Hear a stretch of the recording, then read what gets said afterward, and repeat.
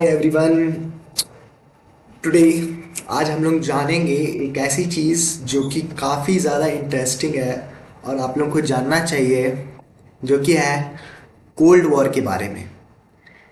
Cold war दुनिया की एक ऐसी वॉर थी जिसमें ना ही कोई आर्म्स, ना ही कोई एम्यूनिशंस, ना ही कोई वायलेंस, ना ही कोई ब्लडशेड हुआ था।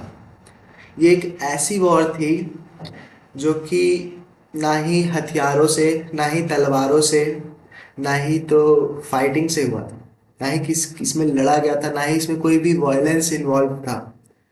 ये जो वॉर थी, ये सिर्फ आइडियोलॉजी की वॉर थी। It means that it is the war between two different types of ideologies. जो ये वॉर था, इसका नाम ही ऐसा है, cold war. Cold War means it did not involve any violence. It does not involve any violence. तो चलिए फटाक से शुरू करते हैं इस चीज़ को और आपको पूरी हिस्ट्री बताते हैं इसके बारे में, और इसके बारे में पूरे मज़ेदार फैक्ट्स बताते हैं कि कब से क्या हुआ और इसमें क्या क्या चीज़ें इन्वॉल्व थी। तो ये जो चीज़ है, सबसे पहले इसका डेट हम लोग को जानना बहुत ज़रूरी है कि कब से कब तक ये स्टार्ट हुआ था। तो ये जो कोल्ड वॉर है, ये 1945, यानी कि the end of world war two, यहाँ से इसकी स्टार्टिंग हुई थी। जब हमारा वर्ल्ड वॉर टू खत्म हुआ था, तो स्टार्ट हुआ था कोल्ड वॉर। ये अपने आप में एक इंटरेस्टिंग चीज़ है।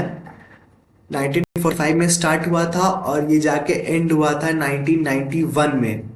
तो ये आप जो टाइम पीरियड यहाँ पे देख रहे हो ना, कितने टाइम का है, ये अप्रॉक्स 46 ईयर्स तक ये कोल्ड वॉर चला था।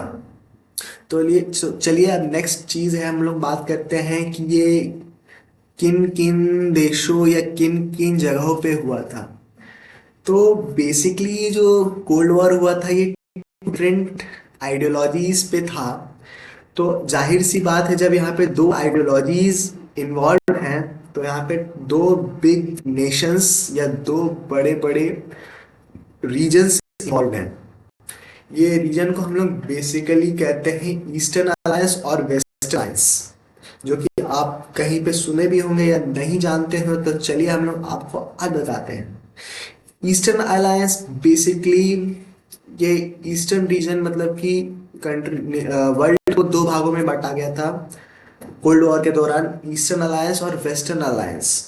और इसका एक और नाम है, ईस्टर्न अलायंस हम लोग सोशलिस्ट ब्लॉक भी कहते हैं, और सोशलिस्ट कम्युनिस्ट ब्लॉक भी कहते हैं, और वेस्टर्न अलायंस को हम लोग कहते हैं कैपिटलिस्ट ब्लॉक। इनमें दोनों में सबसे बड़े बड़े जो मेन दो रीजन हैं, वो है ईस्टर्न अलायंस में है यूएसएसआर, जो कि 1945 से लेकर 1991 तक एक बहुत ही बड़ा रोल फैक्टर और रोल मेन प्लेयर रहा था इस चीज में, जो कि है यूएसएसआर, जो कि 1991 के बाद डिसइंटीग्रेट भी हो गया था by the end of cold war. And the next is at the other and, at the another end, that invested in the Western Alliance, that is USA, United States of America, जो कि capitalist ideology को भी follow करते थे। तो basically ये दोनों अलग अलग रीजन हैं। इन दो रीजन में दो बड़े बड़े नेशंस इन्वॉल्व है, और जरूरी नहीं है कि सिर्फ यही दोनों नेशन थे। यानी कि जो वेस्टर्न अलायंस था, यानी कि जो कैपिटलिस्ट ब्लॉक था, जो यूएसए है, यूएसए के साथ भी काफ़ी कंट्रीज इन्वॉल्व थी जो कि कैपिटलिस्ट में विश्वास रखती थी। और दूसरी तरफ ईस्टर्न अलायंस, जो कि यूएसएसआर का पार्ट था, यूएसएसआर में 15 कंट्रीज इन्वॉल्व थी, और उसके साथ और भी कंट्रीज इन्वॉल्व थी जो कि सोशलिस्ट और कम्युनिस्ट आइडियोलॉजी में बिलीफ रखते थे। इन दोनों का, ये हम नहीं कह सकते कि इनमें आर्म स्ट्रगल था, इनमें वायलेंस नहीं था, बट कोई भी ऐसा वायलेंस या कोई भी ऐसा वॉर नहीं हुआ इनके बीच में जो कि ह्यूमन लाइफ को बर्बाद कर सके या उनको तबाह कर सके। इट मीन्स दैट ये जो वॉर हुई ना, इस वॉर का मेन मकसद और मेन मोटिव ये था कि दोनों रीजन को, पूरे वर्ल्ड को डिस्ट्रीब्यूट दो अलग अलग हिस्सों में कर देना था। मतलब कि दोनों का सबसे बड़ा मेन मोटिव इस वॉर का यही था कि जितनी ज़्यादा कंट्री उनके साथ इन्वॉल्व हो, यानी ईस्टर्न अलायंस यानी कि यूएसएसआर को लगता था कि जितनी भी कंट्री, जितने भी वर्ल्ड में कंट्रीज है वो इनका सपोर्ट करे, और वेस्टर्न अलायंस के साथ जो यूएसए था उसको लगता था कि ज़्यादा से ज़्यादा कंट्रीज उसके साथ इन्वॉल्वमेंट रहे। इसके लिए दोनों के बीच में बहुत ज़्यादा डिफरेंस आ चुका था कि वर्किंग कैपेबिलिटीज़ अलग अलग रही दोनों के काम करने की, और वहाँ के जो पीपल्स अप्रोच माइंडसेट कह सकते हो दोनों का अलग अलग रहा। अ, तो बेसिकली यही चीज़ हुई थी।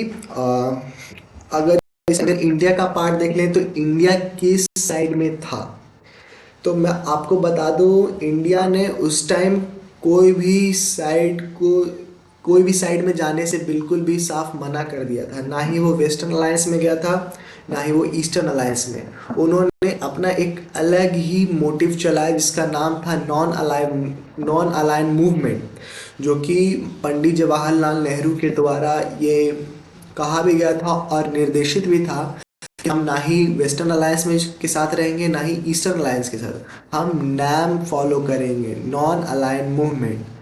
ये जो मूवमेंट था ये काफ़ी ज़्यादा उनको इम्पैक्ट भी करता है। किनको? इस कंट्री को। और मतलब कि बाद में इम्पैक्ट भी किया था, बट हम लोग कह सकते हैं कि हमारा जो ज़्यादातर जो झुकाव था, ऐसा सबको लगता है, यूएसएसआर की तरफ था, यानी ईस्टर्न अलायंस के साथ था। क्योंकि जब 1971 की जब बांग्लादेश लिबरेशन वॉर हुई थी इंडिया के साथ, तो उसमें हमारे इंडिया ने रशिया का सपोर्ट लिया था, यूएसएसआर का सपोर्ट लिया था बेसिकली कहें तो ये दिखाता है वर्ल्ड में कि हमारा ज़्यादातर झुकाव यूएसएसआर की तरफ था, बट हमने कभी भी फुली फ्लेजेड हमने किसी का भी सपोर्ट नहीं किया इस कोल्ड वॉर के द्वारा। ये एक अच्छी चीज़ इंडिया के लिए भी है, क्योंकि इंडिया को सेल्फ इमर्जिंग नेशन के रूप में भी देखा जाता है, और उसको सेल्फ डेवलप्ड या सेल्फ बिल्ड नेशन का के लिए भी ऐसा किया गया था उस टाइम। क्योंकि हम जो कंट्री थी वो 1947 में न्यूली इंडिपेंडेंट नेशन में थी, तो वो दोबारा नहीं चाहती थी कि हम कुछ ऐसा करें जिससे वर्ल्ड में कोई भी नेशन पे इम्पैक्ट पड़े। इसीलिए उन्होंने नॉन अलाइन मूवमेंट को साइन किया था। जबकि जो है पाकिस्तान ने वेस्टर्न अलायंस यानी कैपिटलिस्ट अप्रोच को फॉलो किया था, वो फुल्ली यूएसए के साथ रही।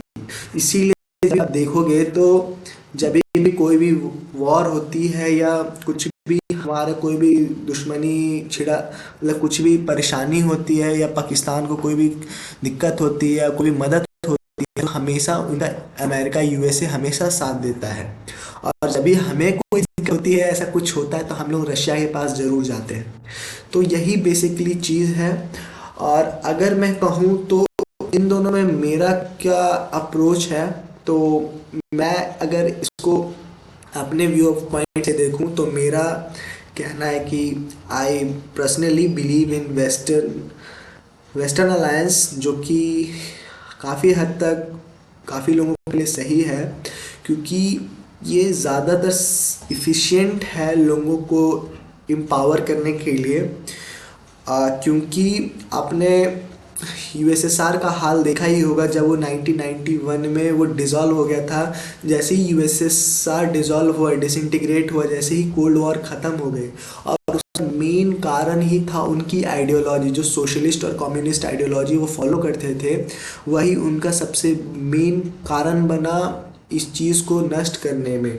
और वहाँ के लोग भी उससे काफ़ी ज़्यादा परेशान हो चुके थे उस आइडियोलॉजी के। हालांकि ये चीज़ अभी भी वहाँ फॉलो की जाती है, बट कई मुद्दों में उन्होंने भी अपनी सोच को बढ़ावा दे दिए हैं। मतलब अगर इसमें हम लोग बड़े बड़े मेजर बिग बिग इवेंट्स को देखें तो सबसे बड़ा जो इवेंट है 1979 में एक इवेंट हुआ था, अफ़गानिस्तान इन्वेजन, जिस पे दोनों नेशन ने मिलकर उसे हथियाने की कब्ज़ा करने की कोशिश की थी।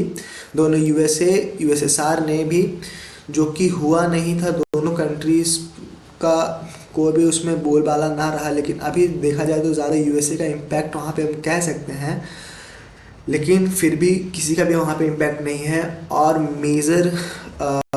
मेजर इवेंट इस टाइम हुआ था 1979 में, सॉरी 1979 में अफ़गानिस्तान वॉर हुआ था, और 1989 में बर्लिन वॉल को ब्रोकआउट कर दिया गया था 1989 में, जो कि फ्रांस में स्थित है।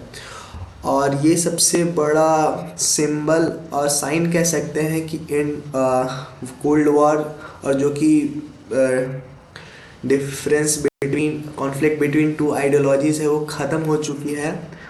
और सबसे मेन मुद्दा यही था, कोल्ड वॉर का मतलब मैंने आपको समझा दिया कि क्या था बेसिकली, क्यों किया गया ऐसा, और ये कब ख़त्म हुआ।